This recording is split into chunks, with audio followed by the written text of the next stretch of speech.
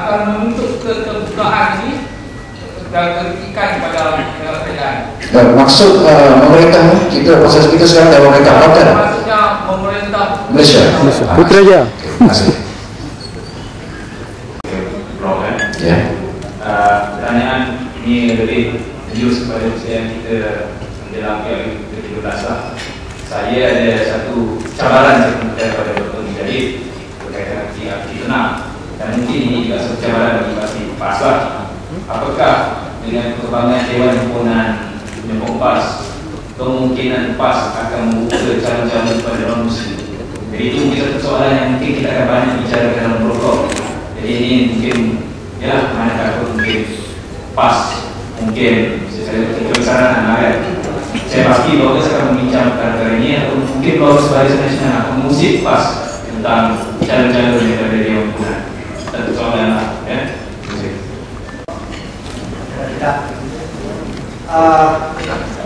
Saya nampak sebab saya ni mengikuti PAS dari umur 14 tahun. Sekarang umur berapa? Saya ingat 69 sekarang ni.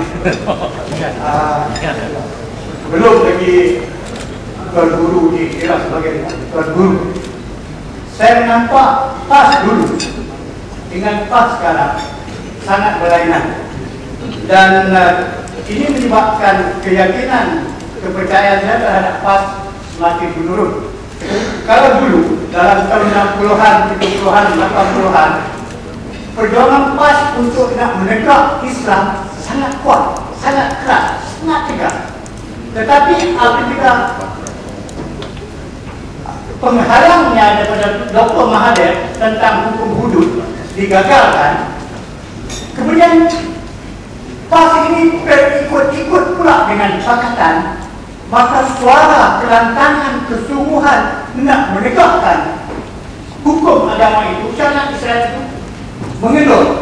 Kalau sekadar yang didakwa oleh Tuan Guru mengatakan tadi tentang pakaian Islam, tentang bank Islam, itu saya ingat bukan perkara dasar, bukan perkara pokok. Yang perkara pokok kita melihat syariat itu telah, tetapi PAS tidak pernah menyuarakan sekarang. Seolah-olah takut kepada dia, seolah takut kepada komponen-komponen yang berada sekarang. Adakah PAS berfikir hal ini, dan adakah PAS takut tentang kemerosotan pengaruh yang berada di dalam DAP ataupun komponen-komponen yang lain? Sekian, terima kasih. Terima kasih. Terima kasih kepada soalan-soalan yang diberikan kepada saya daripada saudara Amri berhubung dengan fitnah terhadap Adun Selisih. Sebenarnya saya telah pun membuat kenyataan atas nama Ketua Penerangan PAS Negeri Kelantan bahawa pemfitnah yang terlibat mesti memohon maaf ataupun tindakan undang-undang akan diambil kepada beliau dan mana-mana pihak, termasuklah juga laman web ataupun bloggers yang ikut serta menyumbang kepada fitnah tersebut. Tetapi yang hanya menyiarkan kenyataan saya adalah Sinar Harian Negeri Kelantan sahaja. Ya, itu sebenarnya kita dah buat tetapi tidak disiarkan. Terima kasih kepada Sinar Harian Bersih Negeri Kelantan yang telah memuatkan kenyataan saya, dan alhamdulillah selepas kita buat kenyataan, begitu juga Tuan Tubuh sendiri buat kenyataan, sehingga hari ini ianya tidak disebarkan lagi. Yang keduanya berhubung dengan Kelantan TV, aktifkan Kelantan TV, ya saya ambil perhatian benda tersebut dan kita akan usaha, kita sebenarnya telah berusaha, cuma kita minta jangan bandingkan dengan Selangor TV, sebab Selangor TV, Selangor itu sendiri jangan bandingkan Kelantan sebab dia ada satu keuntungan yang besar untuk Selangor TV sahaja. Cuma kita dalam perbincangan di peringkat Kerajaan Pakatan Rakyat dan juga di peringkat parti, sebenarnya kalau Selangor TV sudah ada, mengapa kita perlu ada lagi Kelantan TV, Kedah TV dan sebagainya? Umpamanya RTM, dia adalah lidah kepada Kerajaan Barisan Nasional. Kenapa kita tak jadikan Selangor TV itu sebagai lidah kepada Kerajaan Pakatan Rakyat? Since Selangor TV dia sudah ada satu peruntukan yang besar untuk buat benda tu, dan saya rasa dengan peruntukan tersebut saya rasa amat rugi kalau hanya berita-berita negeri Selangor sahaja disiarkan. InsyaAllah kita akan usahakan.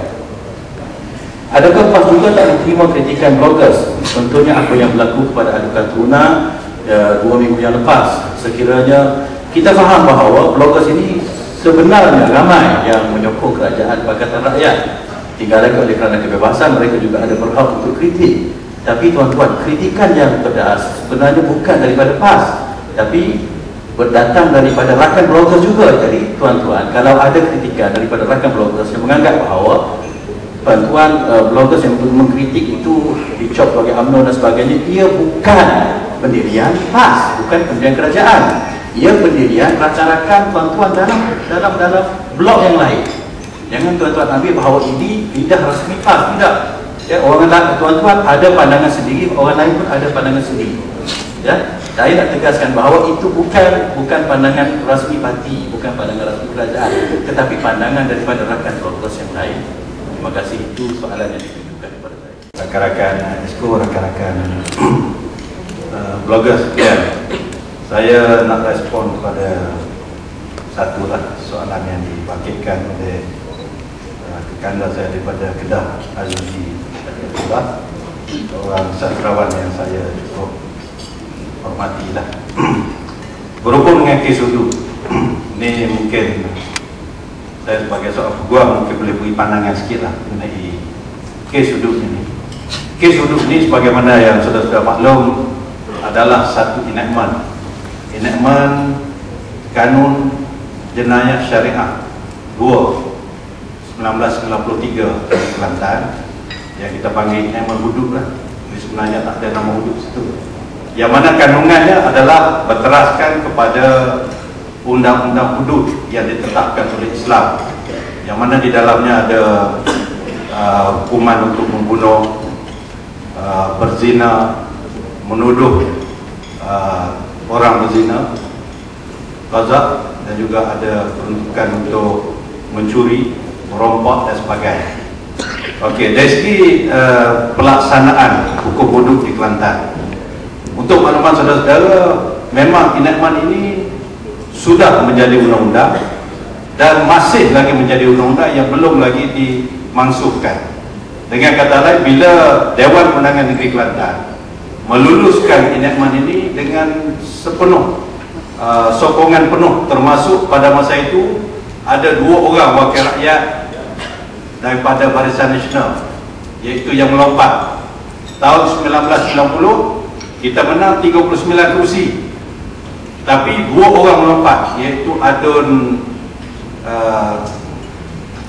apa namanya itu Adun dia, itu 4 seorang di Limbungan dan Sungai Pinang, Nordin Saleh dan juga Wan Najib.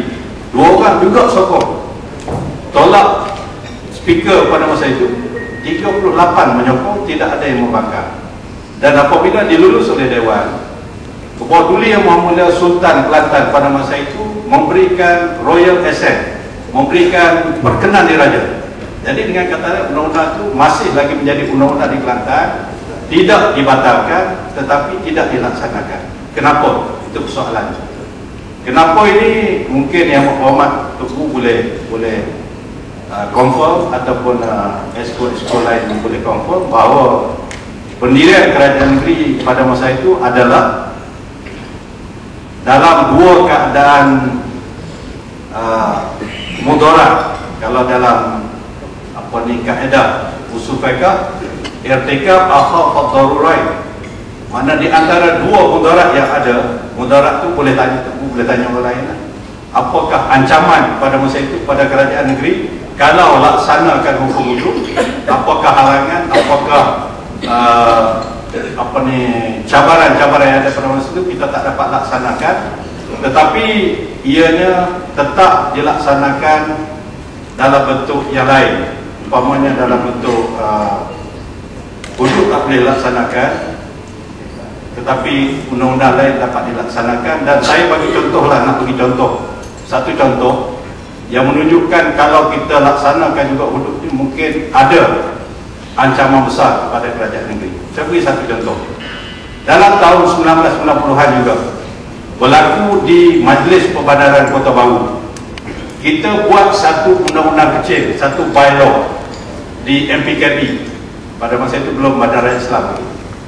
Undang-undang berhubung dengan tutup aurat kepada pemegang lesen yang dikeluarkan oleh MPKB, sama ada pemegang lesen ataupun pekerja-pekerja.